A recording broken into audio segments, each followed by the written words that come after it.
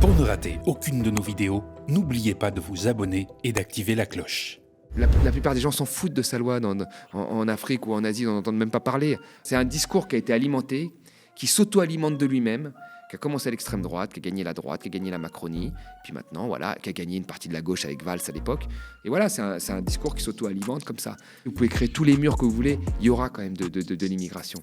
C'est ça qu'il n'a pas compris, Emmanuel Macron.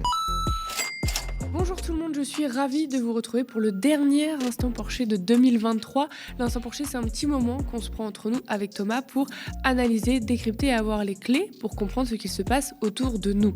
Sachez que depuis 15 jours, on est sur tous les fronts pour couvrir la loi Darmanin. De la motion de rejet au vote, c'est près de 11 heures d'émissions dédiées au sujet. Une télé d'infos sur les terrains, à l'Assemblée, en manif, en direct, indépendante et engagée, c'est possible. Le média continue la bataille de la télévision avec un objectif, être diffusé sur l'ensemble des box et télé connectées. Nous sommes en pleine campagne de dons de fin d'année qui déterminera l'avenir du média en 2024.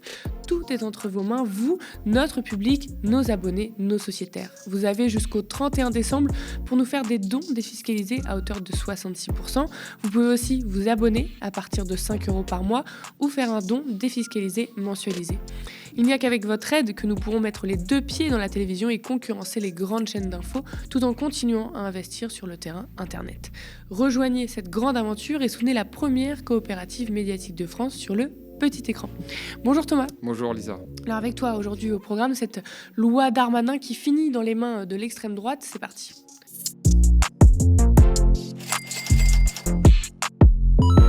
Assiste-t-on au baiser de la mort macroniste LR-RN ? La loi immigration franchit une ligne qui était déjà bien floue. Ce coup de force des LR et RN main dans la main bouleverse la Macronie. La loi immigration était portée par Gérald Darmanin où il a tenté le « en même temps » durcissement des conditions et régularisation des travailleurs sans papier dans les métiers en tension. Le fameux « gentil avec les gentils, méchant avec les méchants ».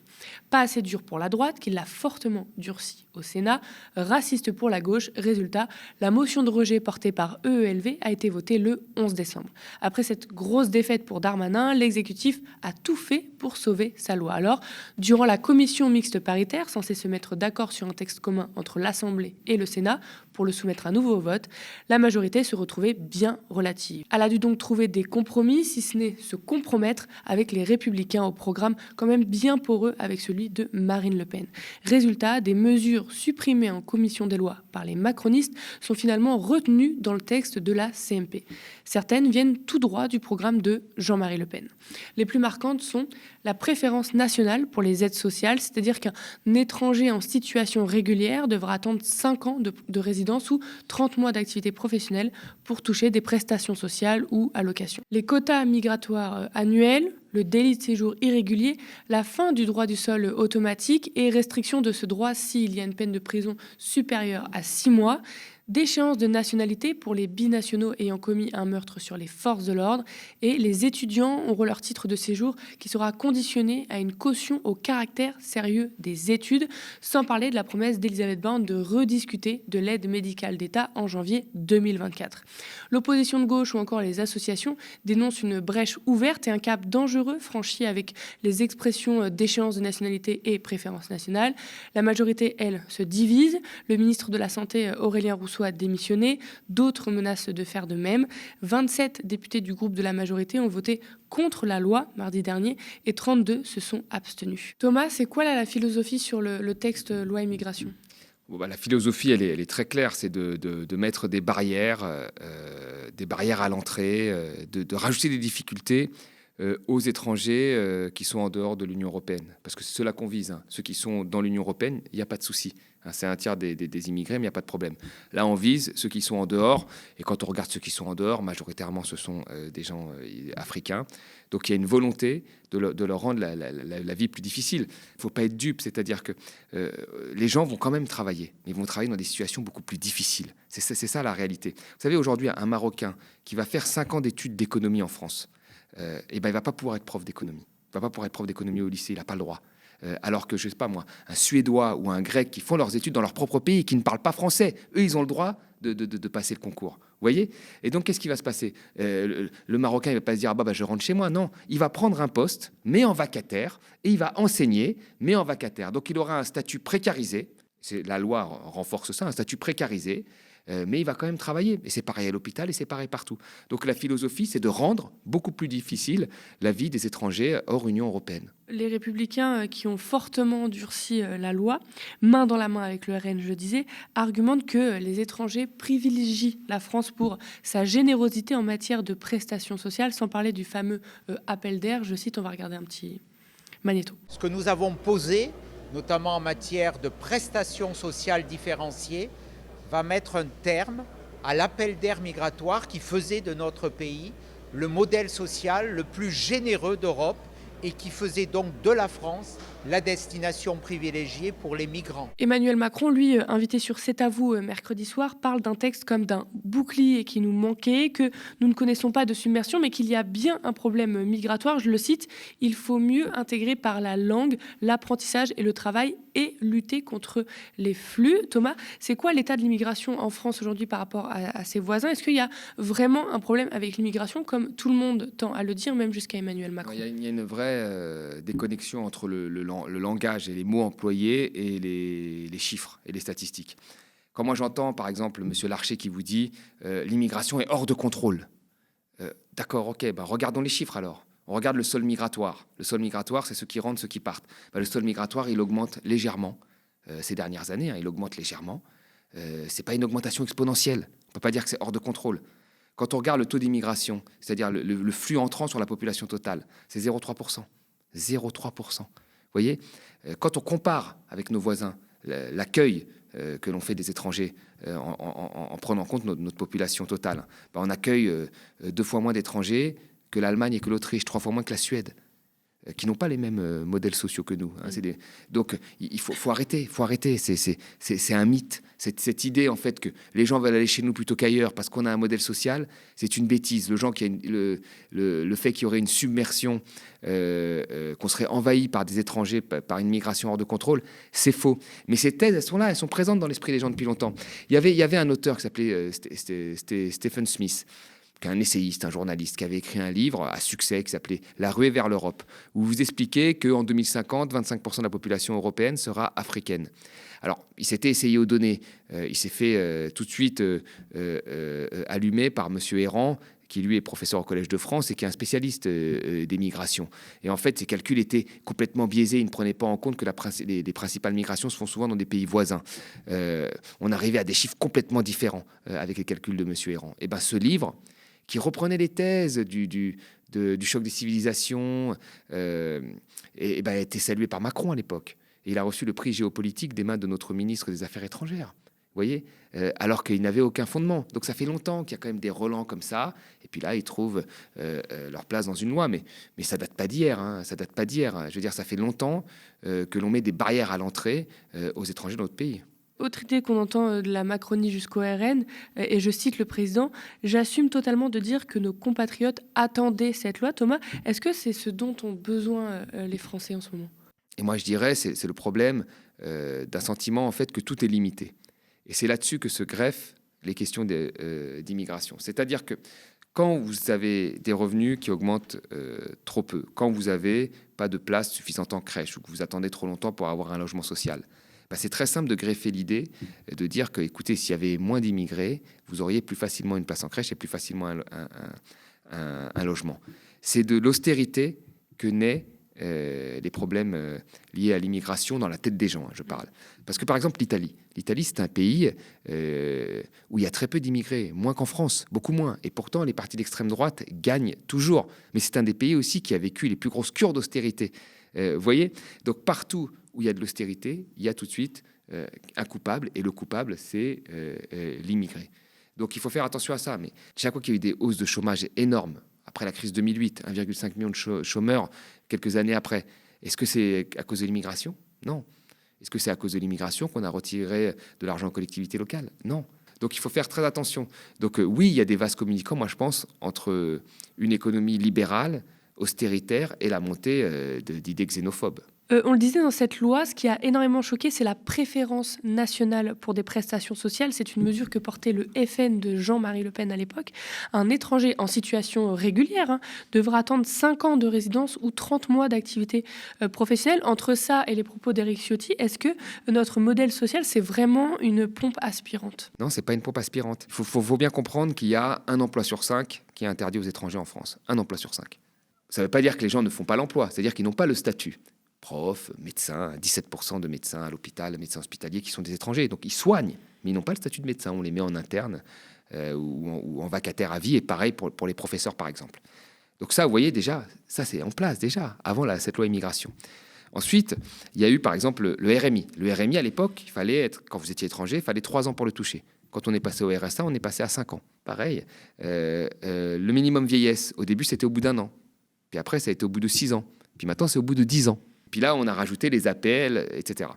Donc, ça fait des années qu'on fait en sorte que le modèle social, les prestations sociales soient de plus en plus difficiles à toucher pour des étrangers. C'est ça la philosophie.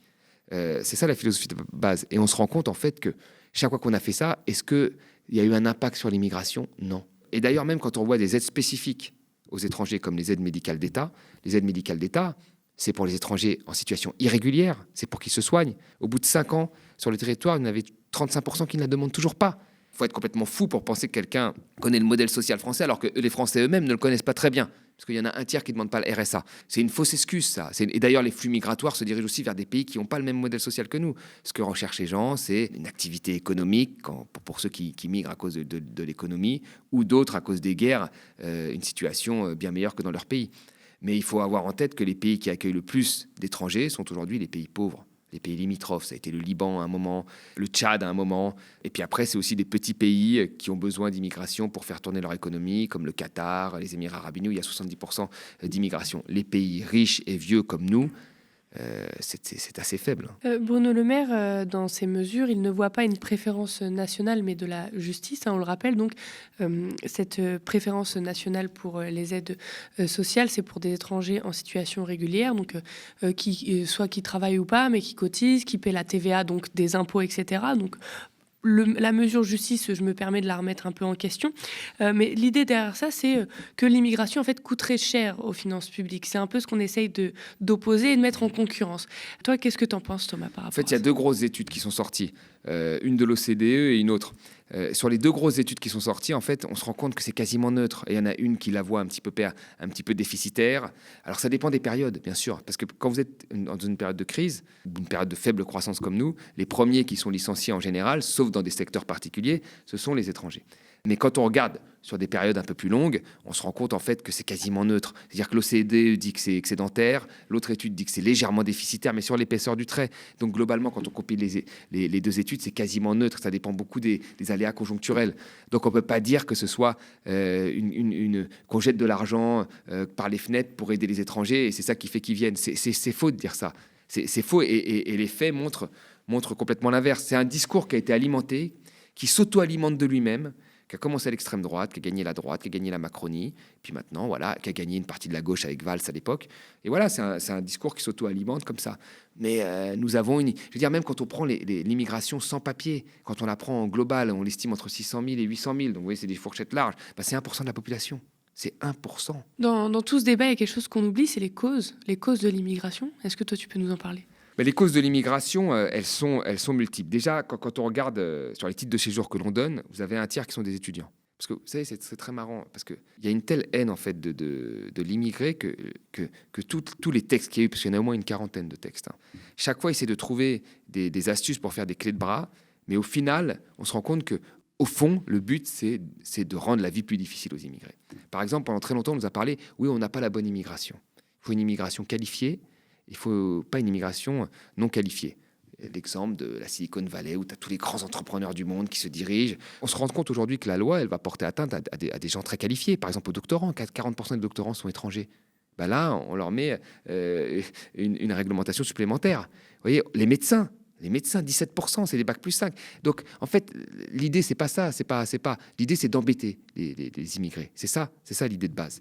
Mais quand on regarde après sur ce qui est donné, vous avez un tiers qui sont des étudiants, vous avez une autre partie qui sont du regroupement familial, une autre partie qui sont des intra-européens qui, eux, ont tous les droits. Donc, en fait, il y a une petite partie seulement que l'on cible. C'est souvent des travailleurs immigrés venant d'Afrique, il faut dire les mots, et qui viennent pour travailler dans des secteurs économiques. C'est cela qu'on vise. Alors même qu'ils comblent des fonctions que les Français ne veulent pas, qui vont être mal payées, ou dont on a besoin à l'hôpital, ou dans la petite enfance, ou dans l'aide à la personne. Et on va accepter de les prendre, mais en leur donnant le pire des statuts pour qu'ils soient précaires. C'est quand même assez problématique.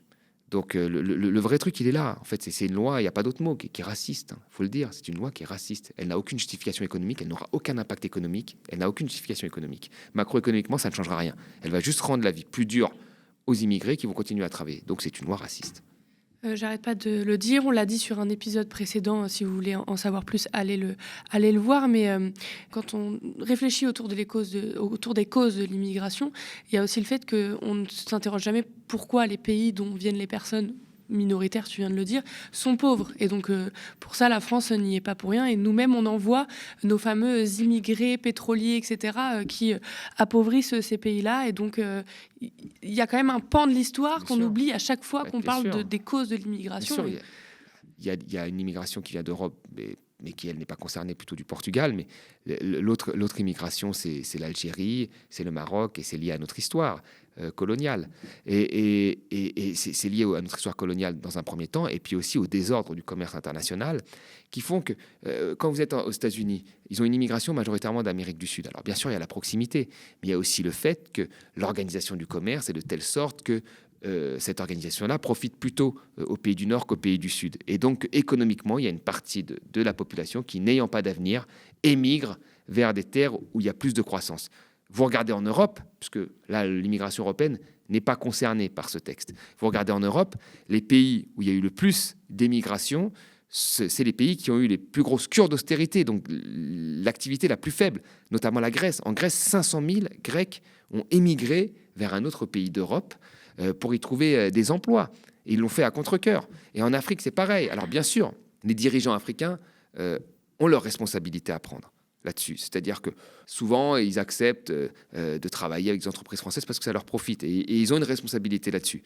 Mais l'organisation du commerce telle qu'elle est faite aujourd'hui ne permet pas à un certain nombre de pays de donner un avenir à leur jeunesse. C'est une réalité. Il n'y a pas d'emploi, à part des emplois de fonctionnaires dans des pays pétroliers où ils vont être payés avec des retards de paiement parce que les prix vont diminuer. Il n'y a pas un écosystème qui permet d'employer des gens. Une industrie, il n'y a pas, ça n'existe pas. Les industries de ces pays-là sont des industries des compagnies des pays riches qui exploitent les matières premières de ces pays pour les pays riches.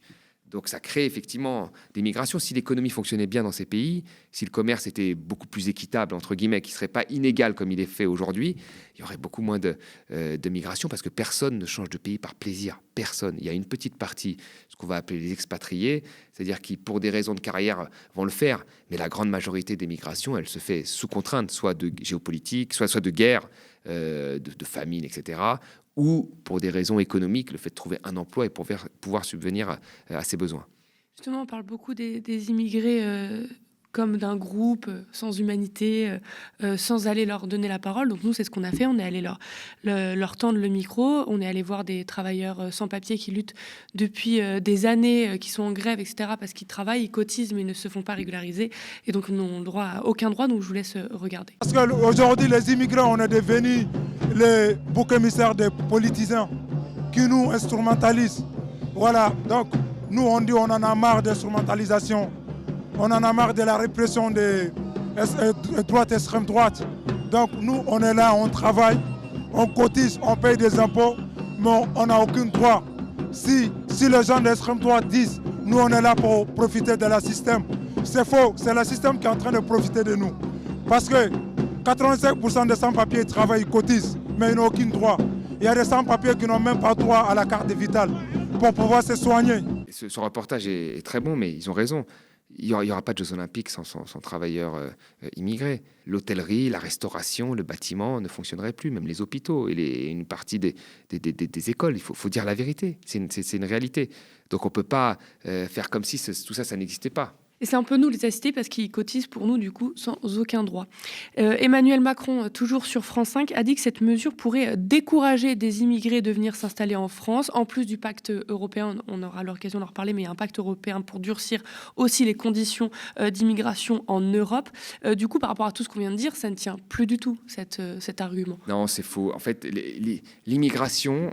Alors, il y a dans la tête des gens, les gens pensent que c'est un benchmarking comme ça, etc. Mais déjà, plus il y aura des problèmes climatiques, plus il y aura des problèmes géopolitiques au niveau mondial, et plus il y aura des pays qui peuvent lever des fonds et faire fonctionner leur économie pendant le Covid, quand d'autres n'arrivent même pas à lever 1 euro, et donc des différences telles en termes de mobilisation des fonds et d'investissement et de création de richesses, il y aura de l'immigration. Vous pouvez mettre toutes les barrières que vous voulez, vous pouvez créer tous les murs que vous voulez, il y aura quand même de l'immigration.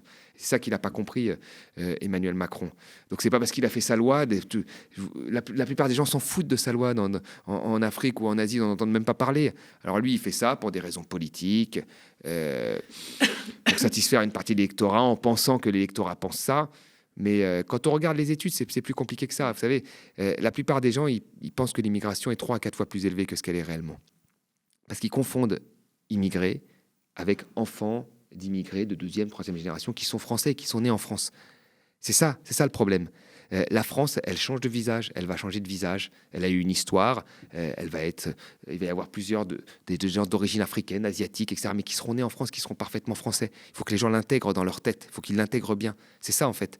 C'est ça, la transformation. Et beaucoup de partis jouent avec cette espèce de confusion pour dire qu'il y a trop d'immigrés.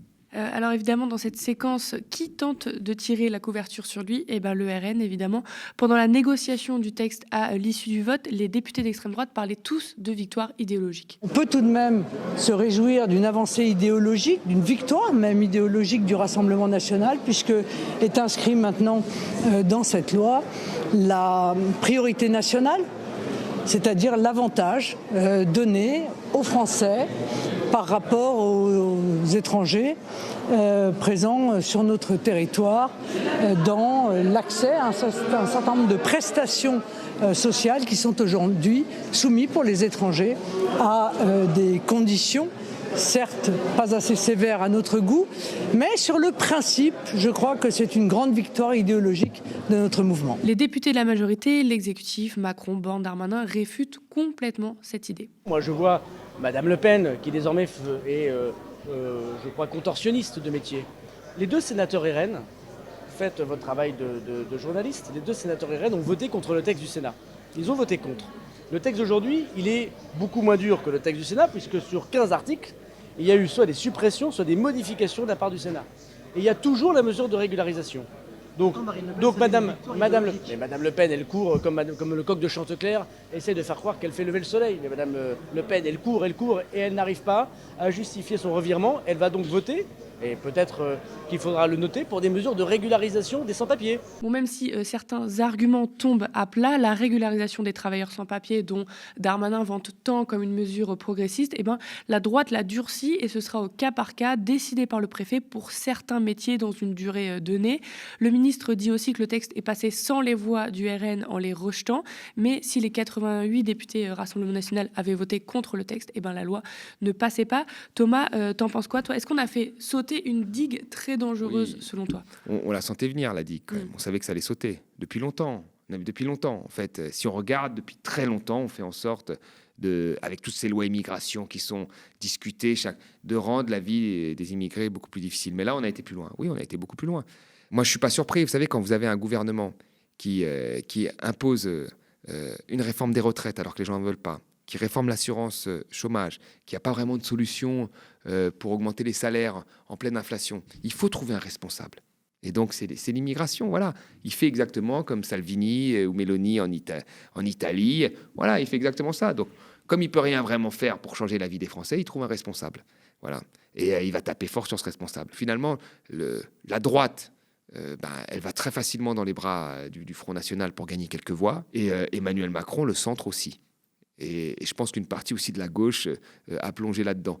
Donc il faut faire très attention. Il faut revenir à la raison. Et la raison, c'est de regarder les chiffres, de faire des comparaisons avec les autres pays et pas d'auto-alimenter un débat en pensant qu'on va satisfaire des instincts primaires. C'est pas bon de faire ça. C'est pas le rôle normalement d'un politique. Des mouvements de rébellion se forment quand même autour de cette loi. Il faut savoir que les aides dont on a parlé sont sous autorité départementale. Par exemple, le président du conseil départemental du Lot, celui de la Seine-Saint-Denis aussi, ou encore la maire de Lille n'appliqueront pas la loi par rapport à la préférence nationale. Sur l'allocation d'autonomie, les 32 départements de gauche n'appliqueront pas la loi immigration, dont Paris avec Anne Hidalgo. Et Emmanuel Bompard, toujours à notre micro, avait appelé à la NUPES à se réunir, parce qu'on a vu quand même des discords en ce moment. Est-ce que là, il faut faire bloc malgré les désaccords qu'il y a dans la gauche ? Normalement, oui. En fait, vous avez comme pour les retraites, là, une convergence qui est claire. Je pense que sur la loi immigration, tous les partis de gauche sont contre. Mais quand ça fait à peu près 2 mois que vous vous lancez des pics, tout en sachant que les pics qui sont sur les réseaux sociaux se retrouvent à la fin à la télé et tout le monde en débat. Après, c'est très difficile de dire oui, on est unis. Moi, je trouve que le spectacle politique est assez navrant. Merci à vous, chez vous, d'avoir suivi cet épisode de l'Instant Porcher. Sachez que depuis 10 jours, on est sur tous les fronts pour couvrir la loi Darmanin, de la motion de rejet au vote. C'est près de 11h, maintenant 11h30, d'émissions dédiées au sujet. Une télé d'info sur les terrains, à l'Assemblée, en manif, en direct, indépendante et engagée. C'est possible. L'année 2024 s'annonce pour nous pleine de défis. Nous devons mener la bataille de l'élargissement de la diffusion de notre chaîne de télévision aux autres box et téléconnectés qui nous barrent encore la route malgré le oui de l'Arcom. Ça veut dire faire du lobbying, pousser des portes encore et toujours, mobiliser nos soutiens, dont vous. Cette fin d'année est le dernier tournant, le virage au bout duquel soit on aura une belle année 2024, soit on devra lutter tout simplement pour notre survie. Le projet a pu sembler fou, mais il se met en place, une télé d'info 100% libre des coups de pression des milliardaires et du pouvoir politique.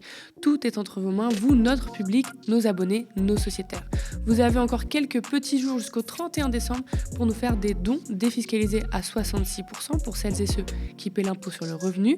Vous pouvez aussi vous abonner à partir de 5 € par mois ou faire un don défiscalisé mensualisé. Rejoignez cette grande aventure et soutenez la première coopérative médiatique de France sur le petit écran. Nous sommes ravis de décrypter l'actualité avec Thomas et vous chaque semaine. Merci de toujours nous suivre pour tous vos commentaires qu'on lit et pouces en l'air sous la vidéo. Spectateurs, abonnés, donatrices et sociaux, je vous dis à la semaine prochaine.